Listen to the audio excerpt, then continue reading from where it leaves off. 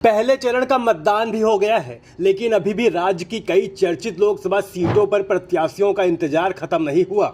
भाजपा ने अभी तक जहां रायबरेली व कैसरगंज सीट पर उम्मीदवार के नाम के पत्ते नहीं खोले हैं, वहीं मुख्य विपक्षी दल सपा के मुखिया अखिलेश यादव ने भी कन्नौज सहित 5 सीटों पर अपने प्रत्याशियों की तस्वीर साफ नहीं की है। बता दें, बीजेपी के नेतृत्व वाला इंडिया गठबंधन हो या सपा कांग्रेस का इंडिया अलायंस अपने प्रत्याशियों के नाम का ऐलान अभी तक नहीं कर पाया है। इस मामले में दोनों ही गठबंधनों का एक जैसा हाल है। यूपी में अब दूसरे चरण के लिए 8 सीटों पर घमासान तेज हो गया है। यूपी की 80 लोकसभा सीटों में से भाजपा ने 73 सीटों पर प्रत्याशियों के नाम का ऐलान कर दिया है, लेकिन 2 सीटों को लेकर अब भी पार्टी असमंजस में दिखाई दे रही है। इनमें एक रायबरेली सीट है, जिस पर अब तक कांग्रेस पार्टी का दबदबा रहा है, जबकि दूसरी सीट कैसरगंज है, जिस पर बीजेपी अब तक कोई फैसला नहीं ले सकी है। दरअसल इन दोनों सीटों पर मामला इसलिए फंस गया है क्योंकि बीजेपी यूपी में मिशन 80 के संकल्प के साथ मैदान में उतरी है। ऐसे में वो कोई सियासी गलती नहीं करना चाहती जिससे इस लक्ष्य को झटका लगे।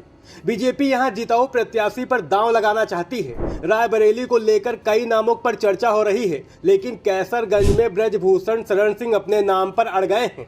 महिला पहलवानों के आरोपों के चलते बीजेपी उनके परिवार से ही किसी और को टिकट देना चाहती है, लेकिन ब्रजभूषण इसके लिए तैयार नहीं है। दूसरी तरफ कांग्रेस के हिस्से में 17 सीटें आई हैं, जिनमें 15 सीटों पर कांग्रेस उम्मीदवारों के नाम का ऐलान हो चुका है, लेकिन अमेठी और रायबरेली सीट का इंतजार अभी भी खत्म नहीं हुआ।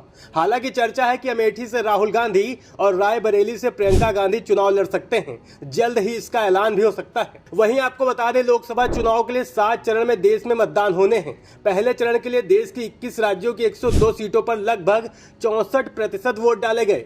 पिछले चुनाव की तुलना में मतदान का प्रतिशत इस चुनाव में कम देखने को मिला।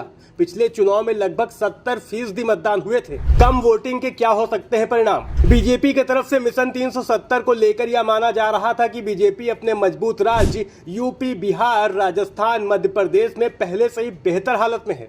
वहीं उसे उम्मीद है कि इन राज्यों में वो एक बार फिर शानदार प्रदर्शन करेगी और 2014-19 की तरह ही शानदार प्रदर्शन करेगी। हालांकि मतदान प्रतिशत में हुई बड़ी गिरावट के बाद बीजेपी नेतृत्व की परेशानी बढ़ सकती है। बीजेपी इस चुनाव में मिशन साउथ को लेकर बेहद एक्टिव नजर आ रही है। पीएम मोदी की तरफ से दक्षिण के राज्यों में लगातार सभा की जा रही है। बीजेपी को 370 के लक्ष्य तक पहुंचने के लिए किसी भी हालत में दक्षिण भारत के राज्यों में भी उत्तर भारत की सफलता के साथ ही अच्छा प्रदर्शन करना होगा। हालांकि ऐसे में सवाल ये उठ रहे हैं कि क्या मिशन साउथ के चक्कर में बीजेपी राजस्थान, यूपी, मध्य प्रदेश, बिहार जैसे राज्यों में कहीं ना कहीं कोई गलती तो नहीं कर रही। हालांकि एक तरफ जहां कम मतदान को लेकर कुछ जानकार बीजेपी के लिए खतरे की घंटी बता रहे हैं, वहीं कुछ आंकड़े बताते हैं कि चुनाव में कम मतदान होना इस बात के संकेत हो सकते हैं कि जनता बदलाव नहीं चाहती है। कई बार ऐसा राज्यों के चुनाव में देखा गया है कि जब बम्पर वोटिंग हुई तो सत्ता में बदलाव हुए। सरकार को बदलने के लिए अधिक मतदान होते रहे हैं। कम मतदान का लाभ सत्ताधारी दलों को मिल रहा है। बहरहाल अब ये तो चुनावी नतीजे ही बताएंगे कि कौन बाजी मारेगा। वैसे आपकी क्या राय है, हमें कमेंट करके बताएं। और अगर जानकारी अच्छी लगी हो तो हमारे चैनल को सब्सक्राइब करना ना भूलें।